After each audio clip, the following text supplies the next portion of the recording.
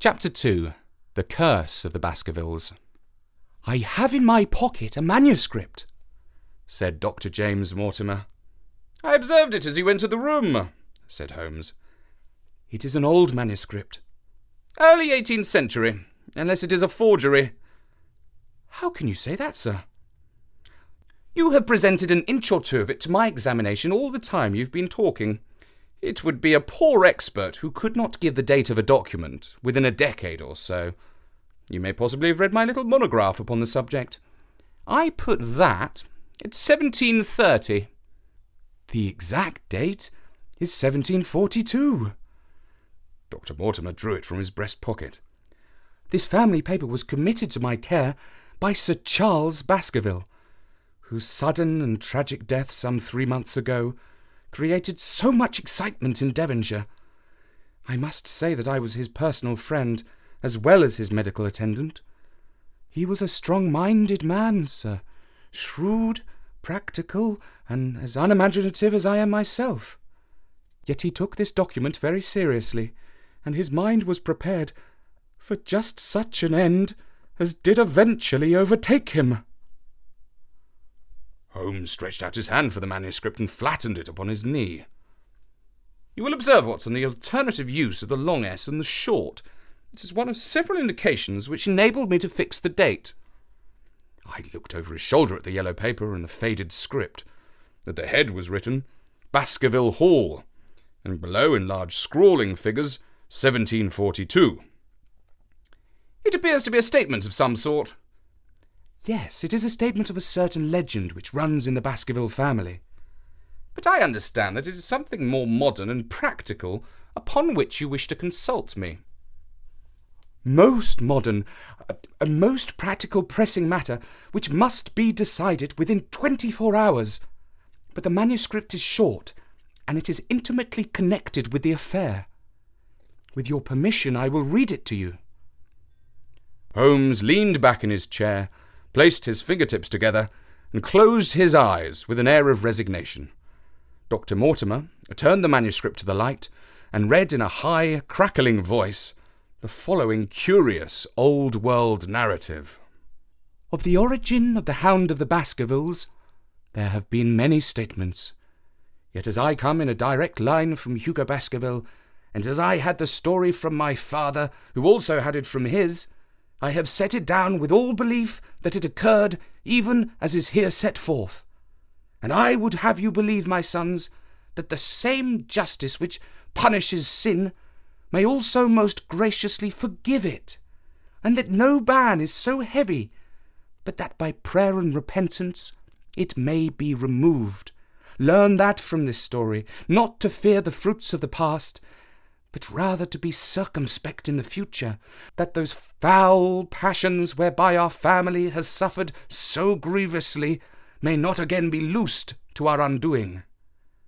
Know then that in the time of the great rebellion, the history of which by the learned Lord Clarendon I most earnestly commented to your attention, this manor of Baskerville was held by Hugo of that name, nor can it be gainsaid that he was a most wild, profane, and godless man. This, in truth, his neighbours might have pardoned, seeing that saints have never flourished in those parts. But there was in him a certain wanton and cruel humour, which made his name a byword through the West. It chanced that this Hugo came to love, if indeed so dark a passion may be known under so bright a name, the daughter of a yeoman who held lands near the Baskerville estate. But the young maiden, being discreet and of good repute, would ever avoid him, for she feared his evil name. So it came to pass that one Michaelmas, this Hugo, with 5 or 6 of his idle and wicked companions, stole down upon the farm and carried off the maiden, her father and brothers being from home, as he well knew. When they had brought her to the hall, the maiden was placed in an upper chamber, while Hugo and his friends sat down to a long carouse, as was their nightly custom. Now the poor lass upstairs was like to have her wits turned at the singing and shouting and terrible oaths which came from her from below, for they say that the words used by Hugo Baskerville when he was in wine were such as might blast the man who said them. At last, in the stress of her fear, she did that which might have daunted the bravest or most active man, for by the aid of the growth of ivy, which covered, and still covers, the south wall, she came down from under the eaves, and so homeward across the moor, there being 3 leagues betwixt the hall and her father's farm. It chanced that some little time later Hugo left his guests to carry food and drink, with other worse things perchance, to his captive, and so found the cage empty, and the bird escaped. Then, as it would seem, he became as one that hath a devil, for rushing down the stairs into the dining hall, he sprang upon the great table, flagons and trenchers flying before him, and he cried aloud before all the company that he would that very night render his body and soul to the powers of evil, if he might but overtake the wench. And while the revellers stood aghast at the fury of the man, one more wicked, or it may be more drunken than the rest, cried out that they should put the hounds upon her. Whereat Hugo ran from the house, crying to his grooms that they should saddle his mare and unkennel the pack. And giving the hounds a kerchief of the maid's, he swung them to the line, and so off, full cry in the moonlight over the moor. Now, for some space the revellers stood agape, unable to understand all that had been done in such haste. But anon their bemused wits awoke to the nature of the deed which was like to be done upon the moorlands. Everything was now in uproar, some calling for their pistols, some for their horses, and some for another flask of wine. But at length some sense came back to their crazed minds, and the whole of them, 13 in number, took horse and started in pursuit. The moon shone clear above them, and they rode swiftly abreast, taking their course, which the maid must needs have taken if she were to reach her own home. They had gone a mile or 2 when they passed one of the night shepherds upon the moorlands, and they cried to him to know if he had seen the hunt. And the man, as the story goes, was so crazed with fear that he could scarce speak. But at last he said that he had indeed seen the unhappy maiden with the hounds upon her track. "But I have seen more than that," said he, "for Hugo Baskerville passed me upon the black mare, and there ran, mute behind him, such a hound of hell as God forbid should ever be at my heels." So the drunken squires cursed the shepherd and rode onward. But soon their skins turned cold, for there came a galloping across the moor, and the black mare, dabbled with white froth, went past with trailing bridle and empty saddle. Then the revellers rode close together, for a great fear was on them, but they still followed over the moor, though each, had he been alone, would have been right glad to have turned his horse's head. Riding slowly in this fashion, they came at last upon the hounds. These, though known for their valour and their breed, were whimpering in a cluster at the head of a deep dip, or goyle, as we call it upon the moor, some slinking away, and some with startling hackles and staring eyes, gazing down the narrow valley before them. The company had come to a halt, more sober men, as you may guess, than when they started. The most of them would by no means advance, but 3 of them, the boldest, or may it be the most drunken, rode forward down the goyle. Now it opened into a broad space, in which stood 2 of those great stones, still to be seen there, which were set by a certain forgotten peoples in the days of old. The moon was shining bright upon the clearing, and there in the centre lay the unhappy maid, where she had fallen, dead, of fear and of fatigue. But it was not the sight of her body, nor was it that of the body of Hugo Baskerville lying next to her, which raised the hair upon the heads of these 3 daredevil roisterers, but it was that, standing over Hugo, and plucking at his throat, there stood a foul thing, a great, black, beast, shaped like a hound, yet larger than any hound that ever mortal eye had rested upon. And even as they looked, the thing tore the throat out of Hugo Baskerville, on which, as it turned its blazing eyes and dripping jaws upon them, the three shrieked with fear and rode for dear life, still screaming across the moor. One, it is said, died that very night of what he had seen, and the other twain were but broken men for the rest of their days. Such is the tale, my sons, of the coming of the hound, which is said to have plagued the family so sorely ever since. If I had set it down, it is because that which is clearly known hath less terror than that which is but hinted at and guessed. Nor can it be denied that many of the family have been unhappy in their deaths, which have been sudden, bloody, and mysterious. Yet may we shelter ourselves in the infinite goodness of Providence, which would not forever punish the innocent beyond that third or fourth generation which is threatened in Holy Writ. To that Providence, my sons, I hereby commend you, and I counsel you by way of caution to forbear from crossing the moor in those dark hours when the powers of evil are exalted. This from Hugo Baskerville to his sons Roger and John, with the instructions that they say nothing thereof to their sister Elizabeth. When Dr. Mortimer had finished reading this singular narrative, he pushed his spectacles up on his forehead and stared across at Mr. Sherlock Holmes. The latter yawned and tossed the end of his cigarette into the fire. "Well," said he, "do you not find it interesting? To a collector of fairy tales." Dr. Mortimer drew a folded newspaper out of his pocket. "Now, Mr. Holmes, we will give you something a little more recent.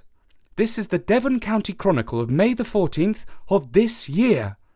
It is a short account of the facts elicited at the death of Sir Charles Baskerville, which occurred a few days before that date."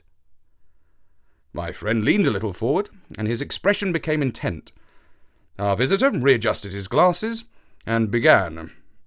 "The recent sudden death of Sir Charles Baskerville, whose name has been mentioned as the probable Liberal candidate for Mid-Devon at the next election, has cast a gloom over the county. Though Sir Charles had resided at Baskerville Hall for a comparatively short period, his amiability of character and extreme generosity had won the affection and respect of all who had been brought into contact with him. In these days of nouveau riche, it is refreshing to find a case where the scion of an old county family which has fallen upon evil days is able to make his own fortune and to bring it back with him to restore the fallen grandeur of his line. Sir Charles, as is well known, made large sums of money in South African speculation. More wise than those who go on until the wheels turn against them, he realized his gains and returned to England with them. It is only 2 years since he took up his residence at Baskerville Hall, and it is common talk how large were those schemes of reconstruction and improvement which have been interrupted by his death. Being himself childless, it was his openly expressed desire that the whole countryside should, within his own lifetime, profit by his good fortune, and many will have personal reasons for bewailing his untimely end. His generous donations to local and county charities have been frequently chronicled in these columns. The circumstances connected with the death of Sir Charles cannot be said to have been entirely cleared up by the inquest, but at least enough has been done to dispose of those rumours to which local superstition has given rise. There is no reason whatever to suspect foul play, or to imagine that death could be from any but natural causes. Sir Charles was a widower, and a man who may be said to have been in some ways of an eccentric habit of mind. In spite of his considerable wealth, he was simple in his personal tastes, and his indoor servants at Baskerville Hall consisted of a married couple named Barrymore, the husband acting as butler, and the wife as housekeeper.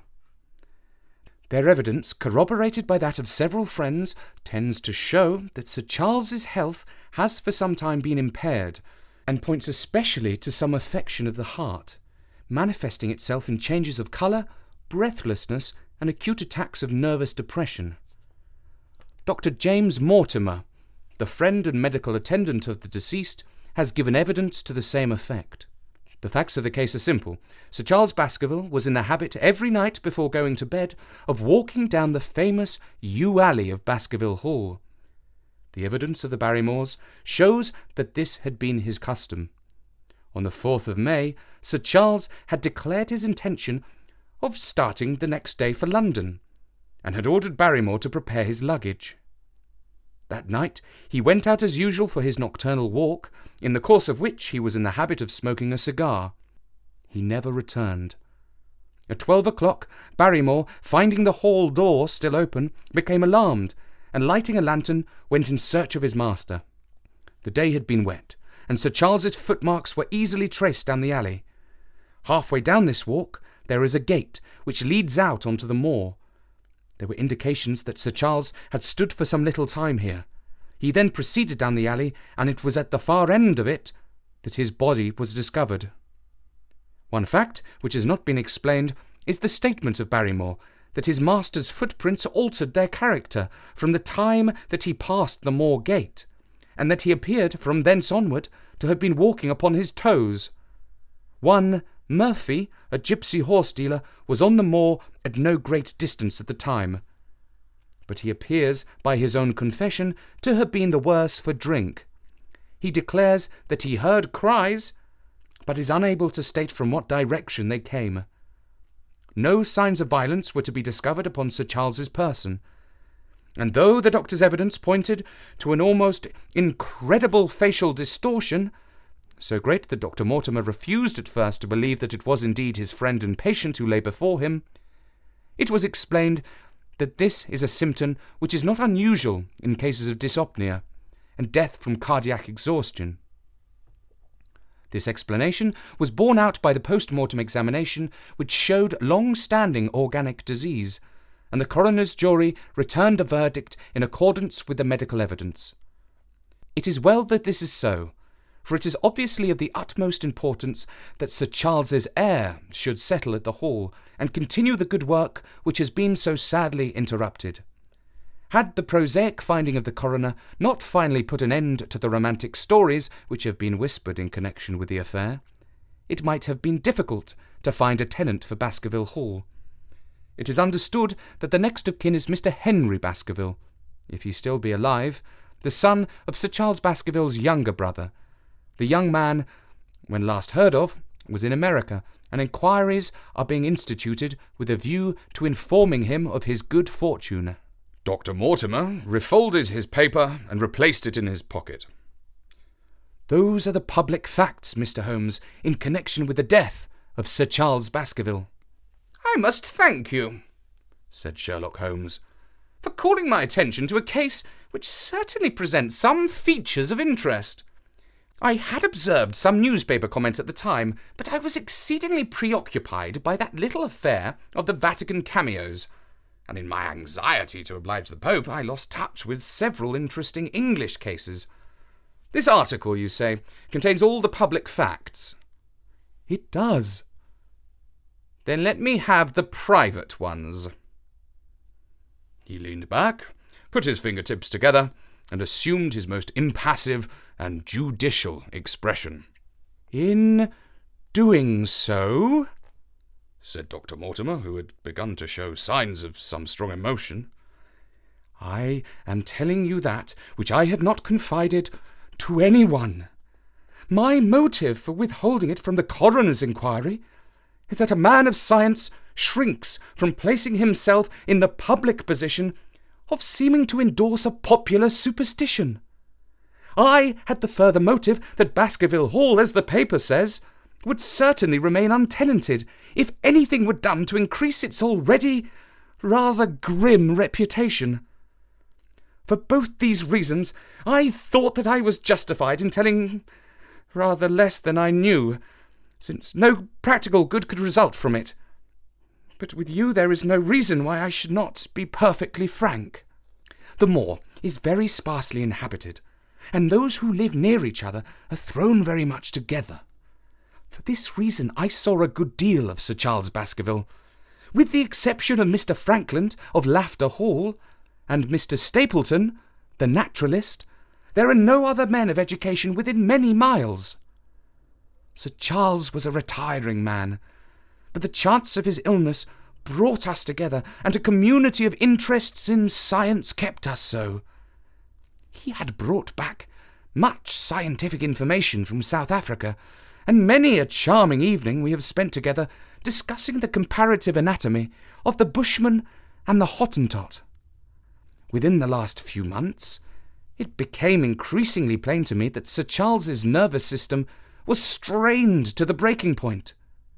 He had taken this legend, which I have read you, exceedingly to heart, so much so that although he would walk in his own grounds, nothing would induce him to go out upon the moor at night. Incredible as it may appear to you, Mr. Holmes, he was honestly convinced that a dreadful fate overhung his family, and certainly the records which he was able to give of his ancestors were not encouraging. The idea of some ghastly presence constantly haunted him, and on more than one occasion he asked me whether I, on my medical journeys at night, might have ever seen any strange creature or heard the baying of a hound. The latter question he put to me several times, and always with a voice which vibrated with excitement. I can well remember driving up to his house in the evening some 3 weeks before the fatal event. He chanced to be at his hall door. I had descended from my gig and was standing in front of him, when I saw his eyes fix themselves over my shoulder and stare past me with an expression of the most dreadful horror. I whisked around, and just had time to catch a glimpse of something which I took to be a large black calf passing at the head of the drive. So excited and alarmed was he that I was compelled to go down to the spot where the animal had been and look around for it. It was gone, however, and the incident appeared to make the worst impression upon his mind. I stayed with him all the evening, and it was on that occasion, to explain the emotion which he had shown, that he confided to my keeping that narrative which I read to you when I first came. I mention this small episode because it assumes some importance in view of the tragedy which followed. But I was convinced at the time that the matter was entirely trivial, and that his excitement had no justification. It was at my advice that Sir Charles was about to go to London. His heart was, I knew, affected, and the constant anxiety in which he lived, however chimerical the cause of it might be, was evidently having a serious effect upon his health. I thought that a few months among the distractions of town would send him back a new man. Mr. Stapleton, a mutual friend who was much concerned at his state of health, was of the same opinion. At the last instant came this terrible catastrophe. On the night of Sir Charles's death, Barrymore the butler, who made the discovery, sent Perkins, the groom, on horseback to me, and I was sitting up late, so I was able to reach Baskerville Hall within an hour of the event. I checked and corroborated all the facts which were mentioned at the inquest. I followed the footsteps down the yew alley. I saw the spot at the moor-gate where he seemed to have waited. I remarked the change in shape of the prints after that point.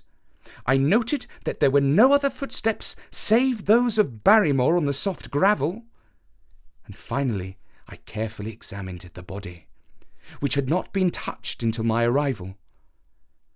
Sir Charles lay on his face, his arms out, his fingers dug into the ground, and his features convulsed with some strong emotion to such an extent that I could hardly have sworn to his identity.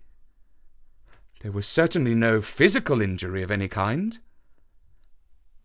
But one false statement was made by Barrymore at the inquest. He said that there were no traces upon the ground round the body. He did not observe any. But I did, some little distance off, but fresh and clear.